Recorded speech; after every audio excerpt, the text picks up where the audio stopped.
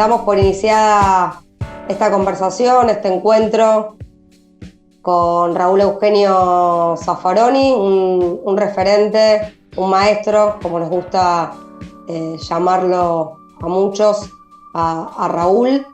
Yo tuve el gusto de cursar en alguna de las tantas cátedras que él promociona y es parte en la Facultad de Derecho de la UBA, de ser una estudiante y una lectora de sus manuales, de sus tratados, de sus artículos, pero fundamentalmente una seguidora de una noción y de una concepción que él instaló con mucha fuerza, generación tras generación de estudiantes de derecho, de trabajadores y trabajadoras del derecho, de operadores jurídicos y de intelectuales, en definitiva, ¿no?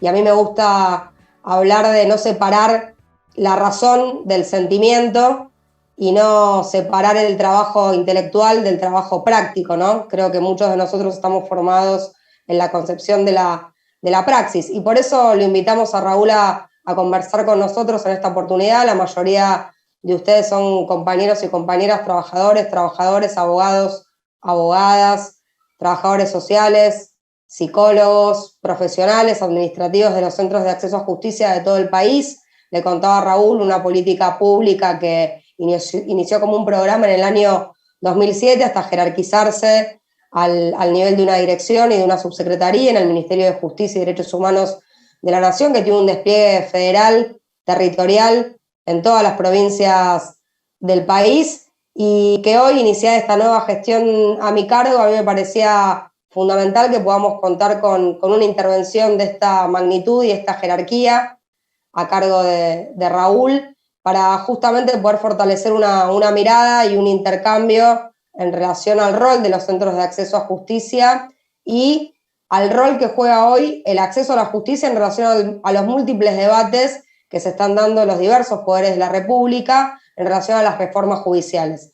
Nosotros creemos que en general el problema de acceso a justicia siempre ha quedado de alguna manera relegado de los debates urgentes en relación a la justicia, ¿no? Como que siempre había tiempo para debatir el problema del acceso, ¿no? Que por una razón u otra siempre terminaba siendo un problema menor. Y para nosotros es uno de los grandes problemas de la justicia en la Argentina. En primer lugar, que los poderes de la República debatan una política integral de acceso a justicia. Y en esto Raúl es un pensador fundamental para poder problematizar esto, porque Raúl siempre tuvo una posición subjetiva determinada, que es pensar la justicia en relación a los problemas que atraviesan a los sectores populares, que son fundamentalmente los que concurren a las políticas públicas de acceso a justicia, tanto las políticas públicas que se desarrollan desde los poderes ejecutivos, nacionales, provinciales y locales, como desde las políticas públicas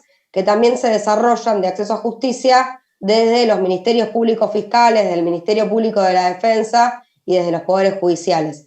Todos tenemos un deber y un compromiso en garantizar este derecho que está consagrado constitucionalmente y en los tratados internacionales a los que suscribe nuestro Estado. Así que bueno, hacer esta introducción, remarcar la importancia de contar con la mirada, con la intervención, con la palabra, además de con la lectura que todos hemos hecho alguna vez como estudiantes y también como profesionales a la hora de poder recurrir siempre a los libros y a la palabra del maestro para poder dotar de argumentos, pero además de una perspectiva política determinada, que es pensar la justicia de cara y no de espalda a los sectores populares. Y esto implica entender que en la justicia también se da y se juega los intereses, los conflictos sociales, y que eso no puede ser a veces solamente dirimido en un tribunal y en un expediente, sino que necesita también de la construcción de fuerzas sociales y de políticas públicas activas para garantizar este derecho. Así que bueno, con esta introducción, agradecerle a Raúl por querer conversar con nosotros. Somos más de una centena de oyentes que te estamos escuchando, convocados por esta dirección, y no es casual que, bueno, la primera conversación de esta jerarquía la tengamos con Raúl, que como dije desde el principio es para nosotros una referencia ineludible para pensar la justicia con una perspectiva de clase. Así que bienvenido gracias y bueno, le cedo la palabra a Raúl. Muchas gracias a vos y a todos los que están escuchando e interesados en esta conversación. Muchísimas gracias, es un gustazo poder conversar un rato sobre estos temas. Y sí, la preocupación que tienen ustedes es la preocupación que tenemos todos. Si nos acercamos a la justicia o protagonizamos algún rol dentro de ella, y nos damos cuenta en América Latina que sociedades muy estratificadas, como son las nuestras, hay serios problemas, tanto de acceso a la justicia como salida de la justicia, ¿no? Porque en la justicia penal de lo que se trata es que salgan unos cuantos y no que entren. De modo que, efectivamente, hay una cantidad de problemas que creo que ahora que se está debatiendo esto, en estos primeros pasos, porque estamos en primeros pasos, de tratar de reformar nuestra estructura judicial, hay que pensar o repensar un poco estas cosas. Hay dos tipos de problemas, las dos puntas, tanto en la cúpula de la estructura judicial como en la base. En la base hay algo que venimos descuidando desde hace mucho en la Argentina, que es la solución de conflictos pequeños. En definitiva, el servicio de justicia, bueno, sociológicamente es un servicio que tiende a resolver conflictos. Y cuanto más conflictos resuelva, naturalmente, más va a cumplir con el preámbulo de la Constitución. Obviamente, estamos garantizando la paz interior, reduciendo conflictividad, resolviendo conflictividad. Hay conflictos grandes y conflictos pequeños. Los conflictos pequeños son pequeños, sí, vistos desde la perspectiva macro, desde la perspectiva macrosocial, digamos. Pero para el que lo padece no son pequeños. Para el que lo padece son conflictos de naturaleza cotidiana, que hay que resolver. Y muchas veces la falta de solución termina a los balazos. Da la impresión de que en eso hemos estado retrocediendo. Y creo que estamos retrocediendo desde la época de la colonia, de la época de los cabildos, ¿no? De Rivadavia suprimió los cabildos. Bueno, después creamos la justicia de paz, pero ahora nos estamos olvidando de resolver esa pequeña conflictividad. No tenemos tribunales de menor cuantía, tenemos pocos. Obviamente que encarar esto no es lo mismo, encararlo desde un pequeño contorno o a una grande concentración urbana. Quizá uno de los objetivos que tenemos que pensar, en realidad en todos los órdenes, es cómo reconstruir en la gran concentración urbana las relaciones que se dan naturalmente en el pequeño contorno. Es decir, cómo reconstruir relaciones de vecindad, cómo reconstruir relaciones de comunicación. Tengamos en cuenta que la falta de comunicación hace, en la gran concentración urbana, que uno siempre mire al otro con desconfianza, es decir, abre un espacio paranoico. Bueno, eso es lo que tenemos que tratar de salvar o de resolver. De modo que lo primero creo que hay que prestar atención a algo que parece ínfimo, porque son conflictos menores. Y no digo en el aspecto punitivo, cuidado, que ese también es otro aspecto en el que se descuida, no se han descuidado muchas veces la conflictividad menor, ¿no? Y bueno, las contravenciones son contravenciones, ¿no? Cuidado que esto ha sido en la Argentina durante muchos años un campo de arbitrariedad policial. Cuestiones menores que parecen contravenciones, pequeñas contravenciones, otras que parecen, detención por averiguación de antecedentes, que hoy es algo absolutamente innecesario. Todas esas cosas que son pequeñas, pero no son tan pequeñas. Y no son pequeñas y para la configuración social cotidiana son mucho más importantes que lo que se va a hacer con algún siniestro homicida serial o alguna cosa por el estilo. Por supuesto, no soy partidario de la pena de muerte, pero aplicar la pena de muerte a un homicida serial, en definitiva, es algo que cualquier ciudadano ve por televisión. pero el control a través de la pequeña infracción, ese es cotidiano, ese es mucho más configurador de la interacción social que lo que puede ser una pena de gravísima, etcétera, aplicada a un siniestro, no sé, cosas de esas. Es decir, eso no tiene el ciudadano la vivencia cotidiana de eso. Pero bueno, vivimos muchas veces en grandes concentraciones urbanas donde no se da la relación de pequeño contorno, donde no se ve al juez en el café del pueblo, donde no. Entonces tenemos que pensar cómo reconstruir eso, cómo reconstruir esos vínculos sociales en sociedades con concentración urbana, con creciente concentración urbana, y cómo reforzar los que existen en los pequeños contornos. Eso creo que es fundamental. Por otra parte, en la reforma estoy observando algo que me causa un poco de alarma. Se crean juzgados, está bien, naturalmente el acceso a la justicia tiene que favorecer de alguna manera la inmediación geográfica. No hay acceso a la justicia si una persona tiene que ir de una provincia a la otra, tiene que recorrer cientos de kilómetros para llegar a un juzgado, etc. Pero veo que hay una desproporción entre número de juzgados y número de defensores. Y la defensa pública en materia penal no se nos escape a nosotros de ninguna manera, que nuestras sociedades estratificadas son sumamente selectivas en cuanto a la clientela penal. Y como resultado de eso, la clientela penal normalmente es atendida por la defensa pública. Cuidado con dejarnos llevar con algún violín de esos o algún canto sirenaico de que vamos a privatizar la defensa pública, modelo Chile o alguna cosa por el estilo, que han dado un resultado verdaderamente catastrófico. Donde se pretende que la defensa pública va a controlar, pero las defensas van a estar a cargo del colegio de abogados, etc. Eso termina siendo una privatización de la defensa con resultados desastrosos para los defendidos. Creo que no solo hay que reforzar la defensa pública, hay que tener un número adecuado de defensores.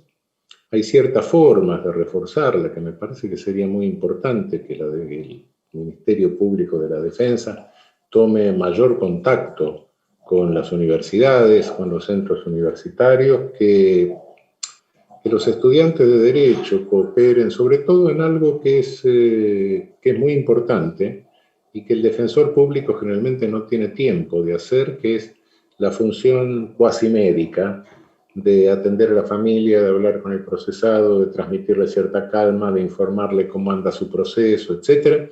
Eso que el defensor, bueno, el abogado particular, el abogado privado, lo hacemos y sabemos que es un aspecto cuasi terapéutico que tenemos en la profesión. Eso el defensor público no lo puede hacer por razones de tiempo, pero sí es algo que se puede delegar si hubiese una vinculación más estrecha con las facultades de Derecho en este aspecto. Creo que involucrar estudiantes de Derecho en consultorías, en centros de atención, familiarizarlos con la conflictividad sobre todo de los más vulnerables, es sumamente importante. Creo que nosotros, si tenemos un defecto, y cada vez que se habla de perfil del juez, se habla de eso, etc., es que en nuestras facultades de Derecho no falta un servicio que de alguna manera le dé una vivencia de la conflictividad real que hay en nuestras sociedades. Yo creo personalmente que no es bueno que alguien llegue a ser juez y vivió toda su vida dentro de un termo. Es decir, creo que es importante, me parece que sería importante incluso como puntaje para los concursos, independientemente de que no se tome el Consejo de la Magistratura esa facultad que tiene ahora de alterar todo el resultado de los concursos, para el cual el concurso en gran medida no sirve para nada, sino que, pero independientemente de eso, que en el puntaje mismo de los que se toma en cuenta para el concurso se evalúe de alguna manera, así como se evalúan títulos, se evalúan trabajos, etcétera, se evalúe también la actividad social que haya tenido el candidato. Bueno, ¿qué hizo usted por su semejante? ¿Qué conoce de la vida? ¿Qué conoce de la conflictividad? ¿Qué conoce de la sociedad? ¿En contacto con qué problemática ha estado? Bueno, me parece que eso tendría que tener un puntaje y contribuiría mucho a perfeccionar el perfil en la selección de magistrados. Esto de la defensa pública es básico. En la medida en que se pretenda, por otra parte, privatizar o pasarla a los colegios de abogados, etcétera, hay otra cuestión que es importantísima. No tiene equipos. Yo creo que la defensa pública tiene que perfeccionarse con una especie de policía de investigación de la defensa. Obviamente, en un procedimiento acusatorio vamos a tener siempre una policía de investigación, que lo ideal sería que dependa directamente del Ministerio Público, pero que va a buscar prueba de cargo. Bueno, se necesita un equipo que busque prueba de defensa. Se necesita un equipo de peritos de defensa también, etcétera. Todo eso, si vamos a una privatización, no existe. En consecuencia, estamos debilitando muchísimo la función de la defensa, y lo que veríamos como resultado es un aumento de sentencias condenatorias, etcétera, todo eso. En segundo lugar, esto lo estoy hablando desde el punto de vista de uno de los extremos. El otro está el extremo cupular. Hay una serie de problemas que sufren en la pequeña conflictividad, que insisto, para la interacción social es mucho más importante a veces que con conflictividad mayor, pero es donde más se violan las garantías individuales, en donde menos se desconoce la dignidad de la persona muchas veces. Y eso hay que llegar a las máximas instancias. Lamentablemente estamos viendo que las máximas instancias, en principio ahora están cobrando 100.000 pesos para llegar. Creo que un arancel de esa naturaleza es directamente violatorio de la Convención Americana de Derechos Humanos. No digo que sea irracional en algunas causas donde se maneja dinero, se manejan cuestiones empresarias, comerciales, etcétera, perfecto. Pero en otras, y me consta que en este momento incluso están cobrando semejante condición, están imponiendo semejante condición a causas donde se discuten reparaciones con motivo de prisiones en tiempos de la dictadura. Obviamente esto es claramente y francamente violatorio de la Convención Americana y de la Constitución Nacional, independientemente de las disposiciones de la Convención que están incorporadas a la Constitución. Esto es algo que afecta directamente el artículo 16 de la Constitución, es decir, el principio de igualdad ante la ley. Es una condición altísimamente discriminatoria. Por otra parte, hay algo que me preocupa desde siempre en la cúpula, y es que es la función que está cumpliendo, o que cumple desde hace mucho, nuestra Corte Suprema. Llamo la atención de eso porque es muy importante. Nosotros tenemos defectos que son estructurales en la institucionalización de nuestro Poder Judicial. Y no me refiero a que vayamos a buscar la Constitución de no sé qué. No. Revisen cualquier Constitución y tiene estructuras judiciales un poco más racionales, por lo menos que la nuestra. Nosotros, fíjense, les llamo la atención porque da la impresión de que muchas veces los especialistas nuestros de derecho público da la impresión de que viviéramos en el paraíso institucional, y realmente estamos en una arqueología institucional. Más aún, yo Pensemos que en 1853, esa gente que se reunió en Santa Fe para hacer la primera versión de la Constitución, pensó una Corte Suprema de 9 ministros, y ahora tenemos 5. Está bien, después la Constitución de 1860, la reforma de 1860 para incorporar Buenos Aires, etcétera, todo eso, suprimió el número de miembros de la Corte Suprema. Ahora tenemos 5. 5 personas y estamos delegando en 3 personas, porque 3 hace mayoría.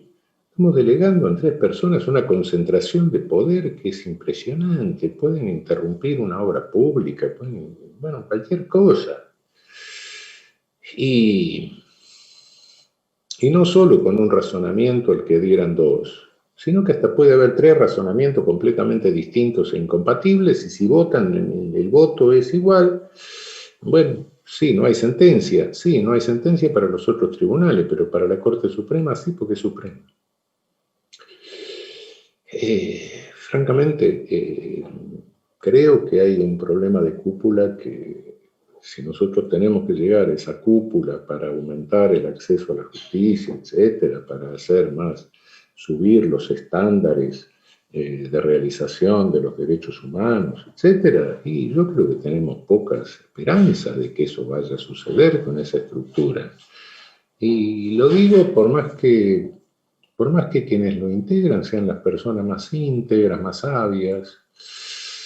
Sí, porque la irracionalidad ha llegado a un punto tal que hoy la Corte Suprema se ocupa casi exclusivamente de atender cuestiones de arbitrariedad. Y esas cuestiones de sentencia arbitraria no están en la Constitución. Esa es una competencia pretoriana que se fue atribuyendo a la Corte a lo largo de los años, a lo largo de un siglo casi, primero como excepción, después como regla, y hoy es casi lo único que hace. Yo no sé si la Corte Suprema nuestra debe tener 100, 150 causas por inconstitucionalidad normativa, que es la función constitucional que nosotros le copiamos a Estados Unidos. El resto es algo que se inventó acá, que no está en la Constitución. Cuando se le da la gana a la Corte, bueno, se erige en última instancia de cualquier proceso del país. Cualquier materia, cualquier proceso. Y si no, pone 280. Es decir, cobra los 100.000 pesos en el 95% de los casos, 96% de los casos, todo eso se reduce con un 280 del Código de Procedimientos Civiles. El certiorari. Pero el certiorari norteamericano es para las causas por inconstitucionalidad. Nosotros lo estamos usando para ultimísima instancia. Y en esa ultimísima instancia, por otra parte, tienen que resolver 5 jueces. 5 jueces que son omniscientes, o se supone que son omniscientes, que conocen todas las materias. No, eso no es cierto. Uno no puede conocer todas las materias del derecho, eso es imposible, absolutamente imposible. Entonces, en la realidad, todo eso se convierte en una enorme ficción, donde hay unas 10, 12.000 firmas por año, es decir, una cada 30 minutos, sin dormir, sábado y domingo. Es una enorme ficción, y empezando por la cúpula, con esa estructura cupular, ¿cómo vamos a pelear la inconstitucionalidad de algo? Yo me pregunto, el control de constitucionalidad que nosotros tenemos, el control de racionalidad de nuestras leyes, queda en manos de 5 personas que no son especialistas en todas las materias, porque es imposible, eso no existe, y además sometido a una mayoría coyuntural de 3. Ahí quedan todas nuestras garantías, ahí se mueren todas nuestras garantías. Francamente, eso es preocupante. Es preocupante también que nosotros, bueno, acá, ¿qué importancia tiene que nosotros consigamos que una ley se declare inconstitucional, una norma? No se aplica al caso. Qué bien. ¿Y qué otra consecuencia tiene? Ninguna. Ninguna. Ninguna porque no tenemos ni siquiera, o sí tenemos, pero nunca se le ha hecho valer, el stare decisis de la Constitución norteamericana, de la cual copiamos la nuestra. Es decir, en Estados Unidos, cuando la Constitución, cuando la Suprema Corte norteamericana declara la inconstitucionalidad de una ley, esa declaración, esa jurisprudencia constitucional rige para todos los jueces. Todos los jueces deben atenerse a esa jurisprudencia, stare decisis, estar a lo decidido. Y nosotros no. Cada juez puede seguir diciendo lo que le dé la gana. Y de nuevo hay que llegar a la Corte Suprema, que si no se murió nadie, cambió la composición, volverá a decir que es inconstitucional, pero si cambió la composición, dirá que es constitucional, como pasó con la tenencia para consumo de estupefacientes ya hace muchos años. A esto sumémosle otra cosa, que nosotros estamos habituados a citar jurisprudencia, pero ¿para qué citamos jurisprudencia? Por una tradición, realmente porque no tiene ninguna importancia. No tiene ninguna importancia porque no tenemos jurisprudencia casatoria a nivel nacional. No. Tenemos leyes únicas para todo el país de orden nacional, código, eso sí, pero 25 interpretaciones distintas, una por provincia, la Ciudad de Buenos Aires y la federal. Cada uno puede decir lo que quiere y no hay quien unifique criterio de jurisprudencia. De modo que citamos jurisprudencia y siempre vamos a encontrar algún desquiciado que dijo alguna locura en alguna sentencia, o siempre vamos a encontrar un racional que dijo alguna cosa racional en alguna sentencia. Eso es inevitable. Entonces vamos a citar lo que nos gusta, pero no tiene ninguna importancia realmente, porque el juez al que nos dirigimos también puede hacer cualquier cosa. Puede ser un desquiciado, puede ser un racional. Es decir, en definitiva, lo que quiero decir es lo siguiente, y ustedes lo estarán verificando. Los derechos humanos, las garantías de la Constitución, etcétera, no están realizados, pero ni acá ni en ningún país del mundo. Si estuvieran absolutamente realizados, estaríamos en el paraíso. No, el derecho es lucha, y lo que hay es un estándar de realización, que en algunos aspectos es más o menos alto, en otros aspectos, pero tampoco es estable, sino que a veces avanza y a veces retrocede. El derecho es una lucha cotidiana en la cual tenemos que esforzarnos para hacer subir esos estándares, ¿no? Pero reconozcamos que son estándares, no hay un Estado de Derecho perfecto. El Estado de Derecho perfecto en que todos somos iguales ante la ley, los de arriba, los de abajo, los de la derecha, los de la izquierda. No, eso en la realidad histórica no se vio nunca, ni está realizado. Es un ideal tipo, modelo ideal tipo Max Weber, digamos, que sirve porque nos permite ver qué tan cercanos, lejanos estamos del modelo ideal, pero el modelo ideal realizado no está, de modo que lo que tenemos en la realidad social, son estándares de realización de los principios, y tenemos que pelear constantemente para subir esos estándares y evitar que se degraden, que desciendan, porque a veces se avanza, a veces se retrocede. El derecho es una lucha, no es un paseo. Y la ilusión de que todos esos principios tienen vigencia absoluta, etc., es mentira. Ninguno de esos principios tiene vigencia absoluta. Ninguno. Es un estándar de realización que siempre hay que empujar para arriba. Entonces, esto requiere que permanentemente también tengamos la posibilidad de incorporar a la elaboración de la ciencia jurídica datos de realidad, porque de lo contrario estamos haciendo una ciencia jurídica que da por ciertas cosas que no son ciertas y puede tener resultados totalmente paradojales. Y acá asumo un poco la responsabilidad que nos incumbe todo esto y los distintos problemas que implica el acceso a la justicia, el acceso a un servicio, la buena prestación del servicio, la capacidad de resolver la conflictividad. Los jueces no salen por generación espontánea, ni crecen por semilla, ni salen de una incubadora. Los jueces los formamos nosotros en la academia.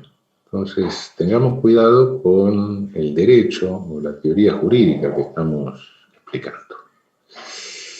Si nosotros explicamos un derecho, una teoría jurídica en que todo se normativiza y vivimos en un mundo normativizado de deber ser, bueno, estamos condicionando una suerte de esquizofrenia del funcionario frente a la conflictividad social. Ese es el grave problema. Entonces estamos entrenando para que, creando pichones de jueces para que no vean la realidad. Y de esa manera de no ver la realidad, que también se escapen de la realidad, ¿no? Y se escapen de la conflictividad y se escapen de los riesgos. Si a eso le sumamos que tenemos un problema estructural muy grave en nuestra democracia, que es en las democracias latinoamericanas en general, que es el monopolio de medios masivos de comunicación social, creadores de realidad única, es decir, que sociológicamente hablando tenemos partidos únicos que son capaces de, que son los encargados de llevar adelante las candidaturas de los virreyes, del poder financiero transnacional. Entonces nos vamos a encontrar con jueces que cada vez van a estar más temerosos frente a la posibilidad de linchamiento mediático. Nos vamos a encontrar que le estamos enseñando la forma de eludirlo, es decir, yo me encierro en lo normativo.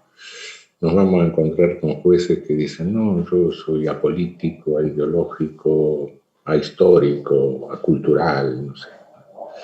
Es decir, cada vez que alguien manifiesta eso, obviamente que nos estamos dando cuenta que lo que está haciendo es esconder su ideología, ¿no? Y en un poder judicial, la imparcialidad que se puede lograr es una imparcialidad humana y democrática. Porque seres humanos imparciales no hay. Como decía un famoso procesalista italiano, ¿cómo puedo ser imparcial si soy parte? Seres humanos son seres humanos que tienen su concepción, su cosmovisión, su ideología, etc. Y para controlarlo, lo mejor es que la conozcamos. Y entonces, ¿cómo puede haber imparcialidad? Y sí, la imparcialidad que se puede lograr humanamente es una imparcialidad producto del pluralismo interno de un poder judicial, es decir, del pluralismo ideológico, de las discusiones, de los debates internos, de las distintas posiciones, de la crítica a la jurisprudencia, es decir, de la democracia, trasladada a la estructura de un poder. Eso es lo más que podemos lograr como imparcialidad, no hay otra. Y tener cuidado de que se cuide no solo la independencia externa, sino sobre todo la interna, es decir, la hegemonía de los propios órganos colegiados del propio Poder Judicial. Todo eso creo que son principios que habría que ir pensando, porque acceso a la justicia no significa solo entrada a la justicia, sino que se resuelvan bien los conflictos. Que se resuelvan bien y que cada día esa solución de conflictos signifique una pacificación en la sociedad, que sea eficaz. No va a ser nunca eficaz si nosotros enseñamos a los jueces a que los conceptos jurídicos no tienen nada que ver con la realidad y entonces inventamos la vaca jurídica, ¿no? Cuidado con esas metodologías. En ese sentido creo que sí, que nosotros tenemos una parte de responsabilidad, porque me da la impresión de que hemos trabajado muchas veces un derecho importado sobre bases de teoría del conocimiento idealista y no hemos enseñado en nuestras academias a incorporar los datos de realidad cuando cada sentencia, guste o no guste, es un acto de gobierno. Y si es un acto de gobierno de la polis, es un acto político. Y nadie puede resolver, tomar decisiones políticas sin tener en cuenta la realidad. Sí, la puede ser delirantes, pero si quiere hacerlo con una mínima coherencia democrática, con una mínima coherencia igualitaria, si lo que quiere es subir estándares de realización de derechos y principios, no podemos prescindir de la realidad de la conflictividad y de los datos que nos aporta la ciencia de la conducta, las ciencias sociales, etc. Esos son datos que tenemos que incorporar. Nos aporta la economía, etc. Si no incorporamos esos datos a la elaboración del derecho y no le enseñamos a nuestros futuros magistrados a incorporarlo, lamentablemente lo que vamos a crear son burócratas y lo que les estamos enseñando es una forma de evadir la realidad. Bueno, no sé si con esto dije algunas cosas que puedan interesarles. Quedo a disposición de ustedes en lo que quieran preguntar, si es que tengo la respuesta. La verdad, bueno, Raúl, para mí en particular es muy importante escuchar tus palabras porque creo que fortalecen la orientación que nosotros queremos darle a la gestión de acceso a justicia. Yo creo que vos arrojaste algunos conceptos fundamentales. Hablaste de pequeños contornos y sin decirlo te explayaste sobre la necesidad, sin decirlo, digamos, en las palabras que le voy a mencionar yo ahora, la necesidad de territorializar la justicia, ¿no? Que la justicia tiene que estar para curar, para sanar heridas y no para agravar heridas, ¿no?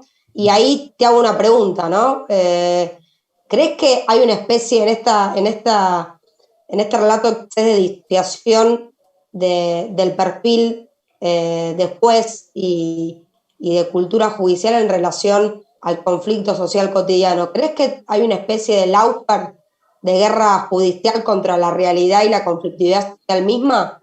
¿Crees que algo de eso está pasando? ¿Que hay como una especie de enojo de una parte de la cultura judicial formal con lo que sucede en la realidad y con los conflictos propios de una sociedad segmentada y estratificada, como mencionás? Mira, inevitablemente la extracción social de la justicia de los jueces de clase media.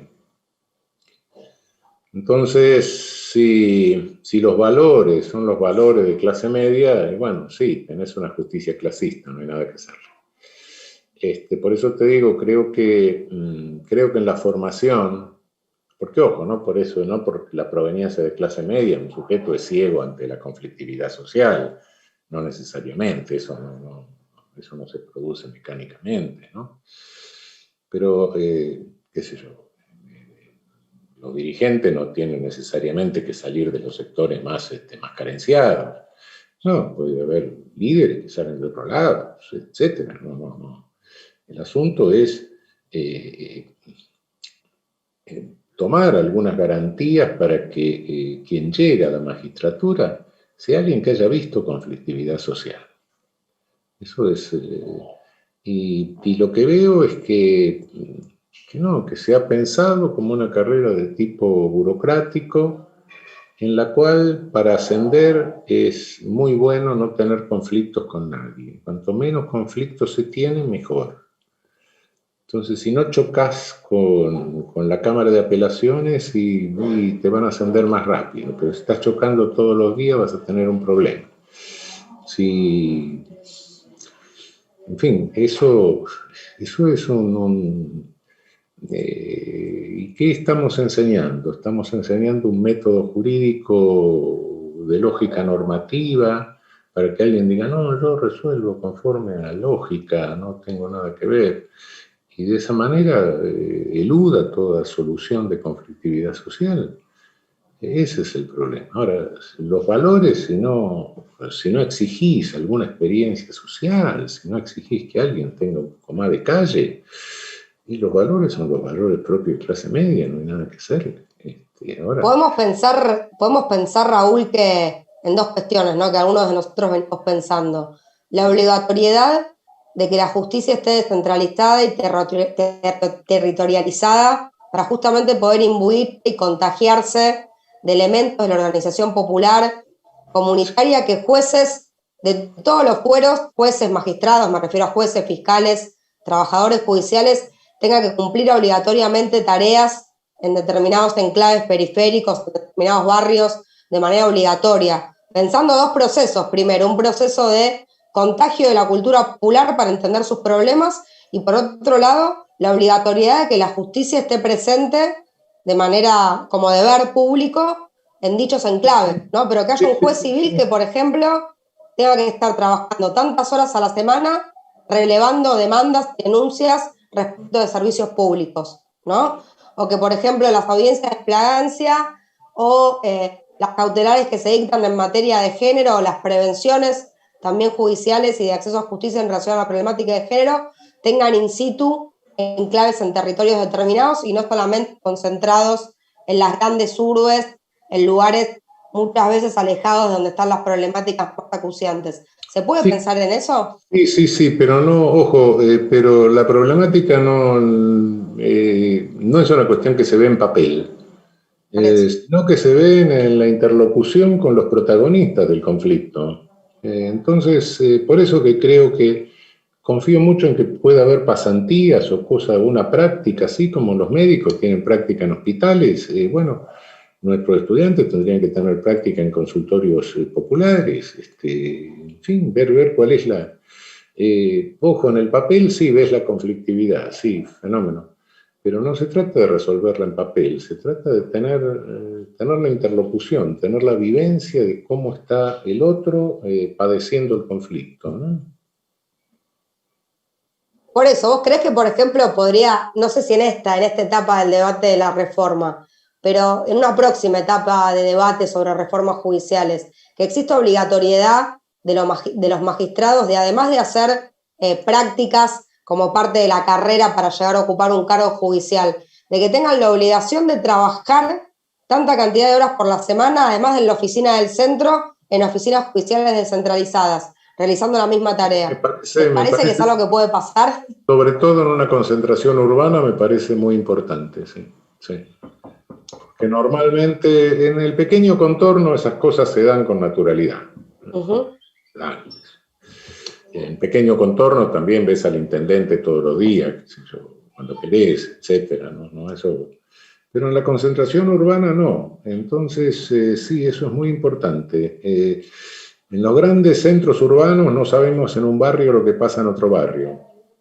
Esa es la realidad. Y estamos a 10 cuadras, 20 cuadras, ¿no?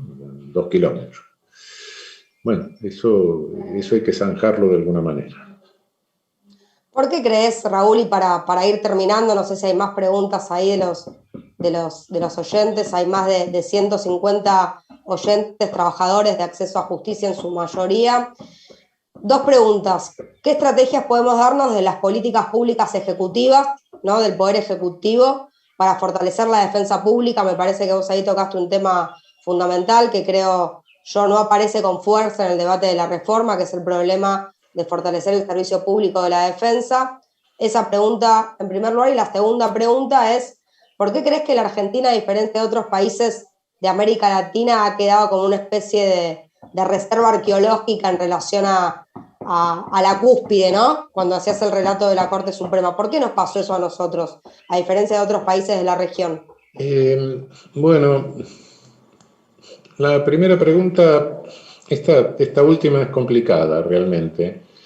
Quizás sea un poco debido a la extrema inflexibilidad de nuestra Constitución, etcétera, pero mira, creo que lo que ha pasado es que cada uno ha tratado de manipular como pudo al Poder Judicial en cada época. Y acordate fenómenos históricos que se han dado, ¿no?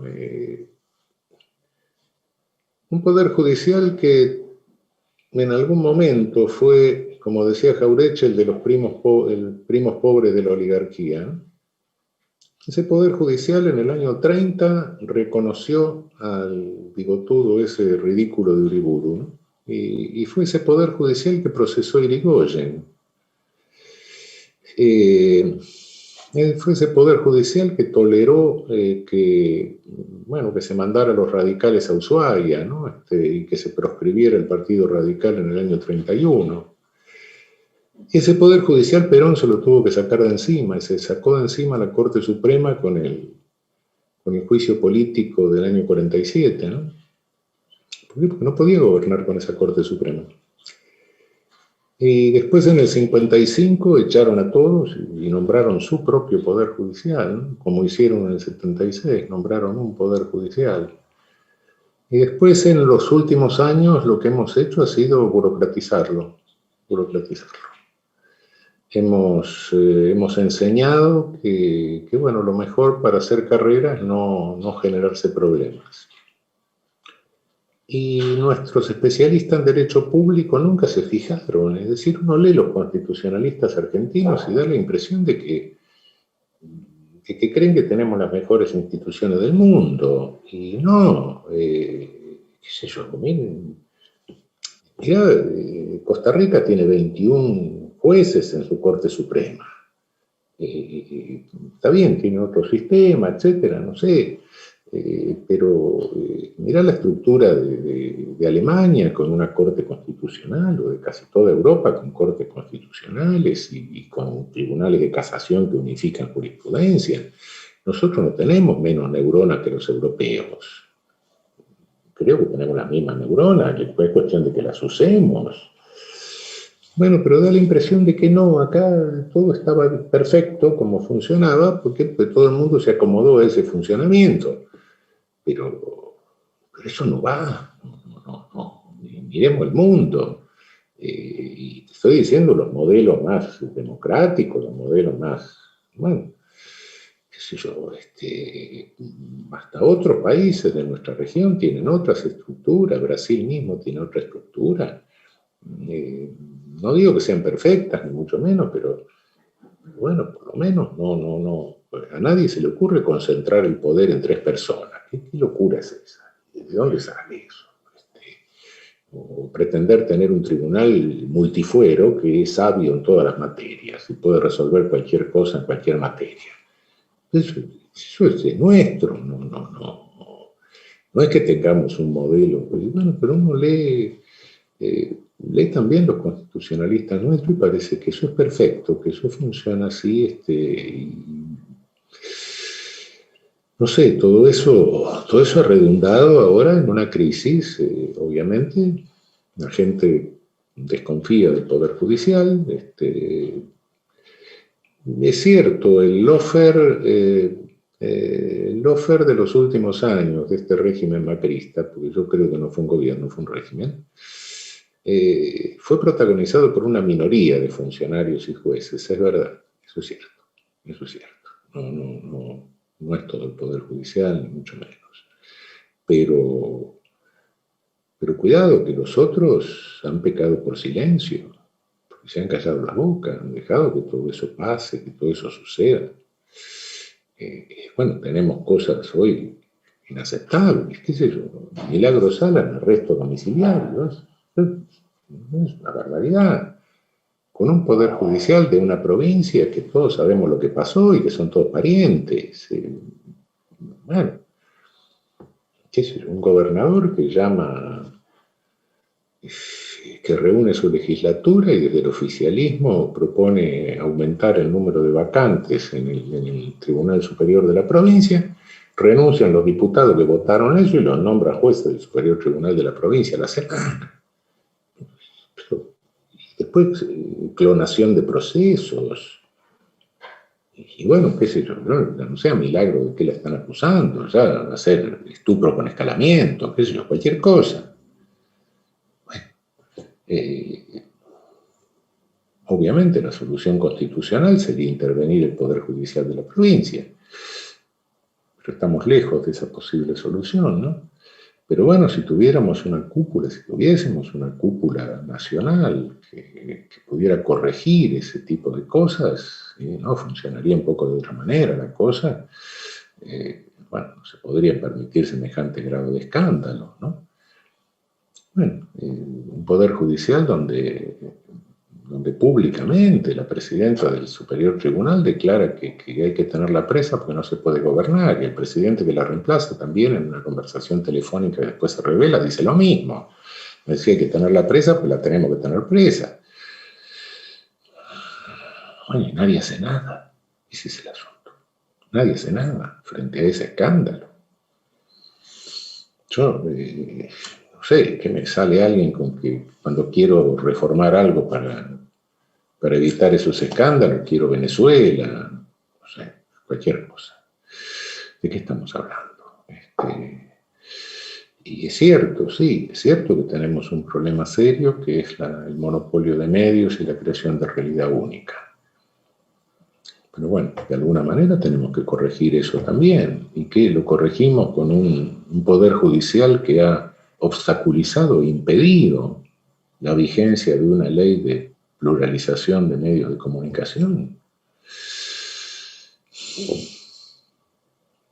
En fin, creo que tenemos una serie de dificultades estructurales en las que tenemos que reparar, pensar y pensar mucho, porque en definitiva lo que vos estás proponiendo, un acceso a la justicia, etcétera, en definitiva es un acceso a la justicia social, de alguna manera. Es bajar los niveles de desigualdad, aumentar el principio de igualdad ante la ley, que no es igualación, cuidado, es otra cosa, es el respeto al diferente. Y bueno, pero para eso tenemos que ir pensando que el Estado que tenemos responde a un modelo que no funciona. Ese es el asunto. Raúl, bueno, la verdad para nosotros es clave esta formación para los agentes del CAJ. Hay agentes y operadores de acceso a justicia de la provincia de Jujuy que creo que te escucharon muy atentamente con el relato crudo de la crueldad, de la pedagogía de la crueldad del Poder Judicial jujeño. La última pregunta que te hago, que tiene que ver con esto, ¿no? Acá está mi hija, que por eso la vine a ver. No, un poco esta idea de que fortalecer la defensa pública y fortalecer los dispositivos de acceso a justicia es la lucha contrahegemónica y contracultural, ¿no? Que debemos darnos para poder penetrar en estos poderes judiciales que, como vos bien decís, nadie dice nada, están todos con tapabocas desde hace siglos, tal vez, ¿no? O desde hace por lo menos más de un siglo y medio en algunos casos, ¿no? Entonces, para nosotros es clave... Son escándalos jurídicos, ese es el problema. Son escándalos que tienen que escandalizar a cualquiera que pasó por una facultad de Derecho. Y nos callamos. Hay una última pregunta que me hace un agente de la ciudad de Córdoba, en tu carácter de miembro de la CIDH, que es en relación a la revisión del caso Hellman, el control de convencionalidad de oficio, cómo hacer para que se extienda a toda autoridad de representación democrática, directa o indirecta, en el ámbito de sus competencias, ¿no? Y en ese marco, ¿cómo interpretás vos, Raúl, que tiene que cumplir la Administración Pública Nacional ese mandato de la CIDH? Si crees que hay alguna interpretación posible para darle cumplimiento a ese mandato desde la Administración Pública. Mira, yo creo que la jurisprudencia de la Corte Interamericana es obligatoria para todos los poderes del Estado, no para uno solo. Es decir, no, en el plano internacional nosotros condenamos o absolvemos estados. Y si condenamos estados, ningún estado puede internamente decir, mire, yo tengo dificultades por la separación de poderes, o yo tengo dificultades porque soy un estado federal. No, mire, señor, lo que responde es el Estado es uno. De modo que todas las ramas de gobierno de ese Estado están sometidas al mismo criterio. No, la cláusula federal que tiene todo tratado internacional de derechos humanos, pues no. Tengo dificultades institucionales internas para cumplir con lo que usted me dice. Bueno, resuélvalas, señor Estado. Usted es responsable del Estado. Cuando a mí me dicen, bueno, hay separación de poderes. No, hay una cierta independencia de los poderes para el control recíproco, pero separación de poderes no hay. El Estado tiene un poder único, es el Estado. Hay un juego de pesos y contrapesos, sí, de control interno, pero el Estado es uno no es que sea responsable internacionalmente el Poder Ejecutivo, el Poder Judicial o el Poder Legislativo, o la provincia y no el Estado federal. No, eso es imposible. El Estado es uno. Entonces, en el plano internacional, en el plano de la responsabilidad internacional del Estado, no me venga con que usted no puede porque es un poder y el otro poder no. Esos son problemas internos que se los arregla usted. Usted como Estado responde, por acción o por omisión.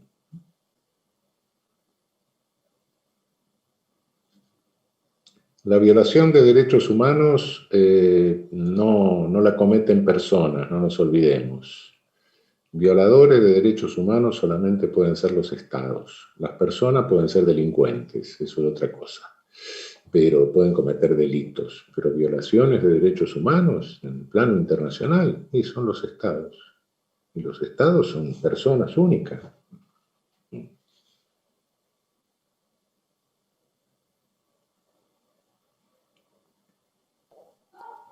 La última, Raúl, porque no quiero dejarte con varias preguntas, pero bueno, habíamos pautado el encuentro en esta cantidad de tiempo y no queremos abusar de tu tiempo, que sabemos que sos muy requerido.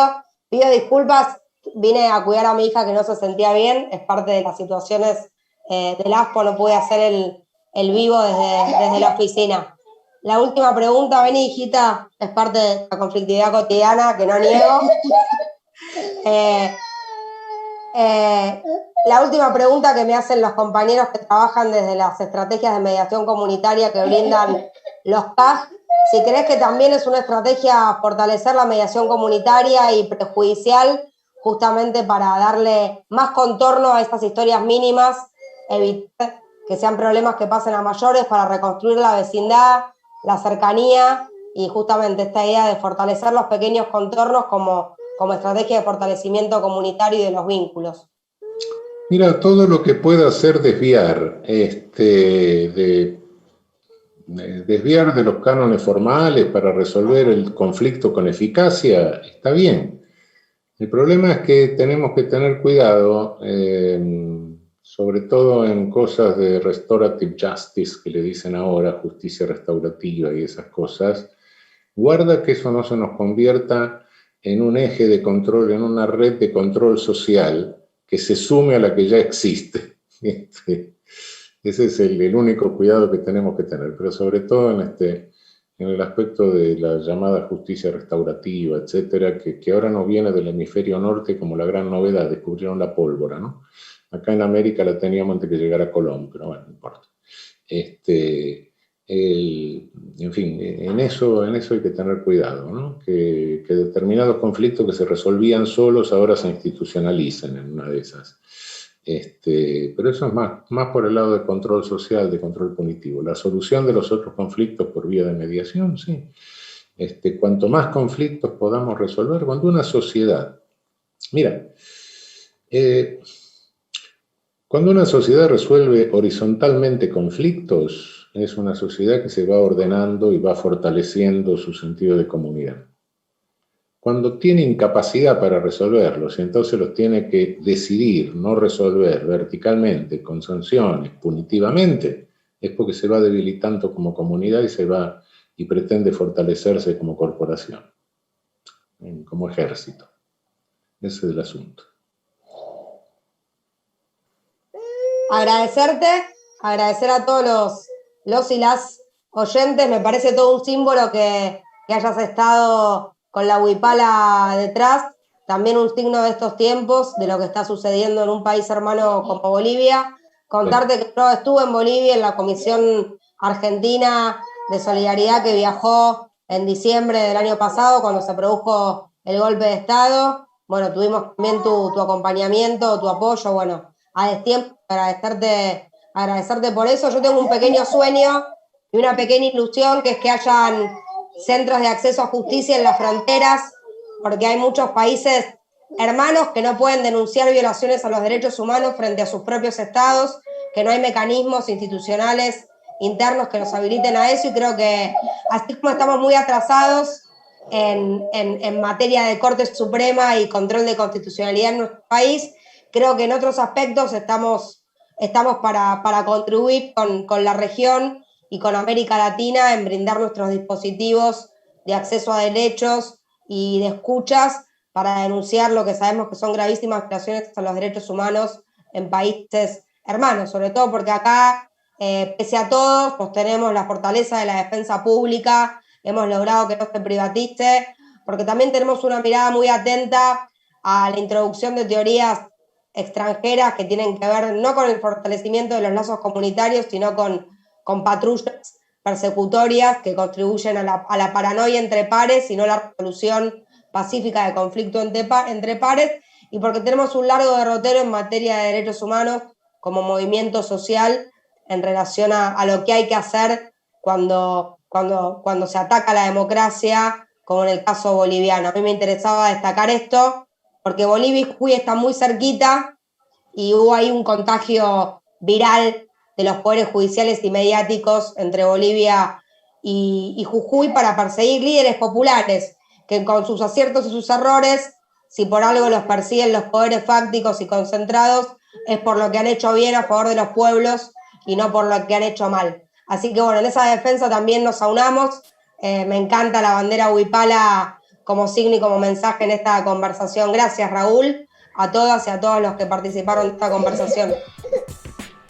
Chao, gracias. Gracias. Chao.